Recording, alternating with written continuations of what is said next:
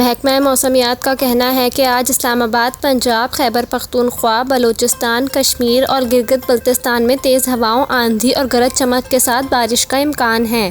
محکمہ موسمیات کے مطابق ملتان، بھاولپور اور ڈی جی خان میں بارش ہوئی، جس کے باعث کئی علاقوں میں بجلی کی فراہمی معطل رہی، جبکہ کراچی کے علاقے کلفٹن اور ڈیفنس میں بھی ہلکی بارش ریکارڈ کی گئی۔ محکمہ موسمیات کے مطابق گزشتہ روز ملک میں سب سے زیادہ بارش لاہور ایئرپورٹ پر 255 ملی لیٹر ریکارڈ کی گئی۔ بارش کی وجہ سے لاہور کے کئی علاقے پانی میں ڈوبے رہے، تاہم بعد میں زیادہ تر علاقوں سے نکاسی کر لی گئی۔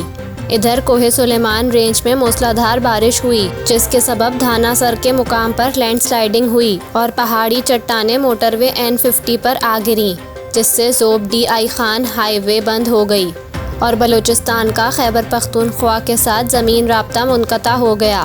موٹر وے پر بڑی تعداد میں گاڑیاں پھنس گئیں۔ بارش کی وجہ سے کوئٹہ صوب ہائی وے پر کار سیلابی ریلے میں بہہ گئی، جس میں سے ایک طالب علم کی لاش نکال لی گئی، جبکہ 2 کو بچا لیا گیا۔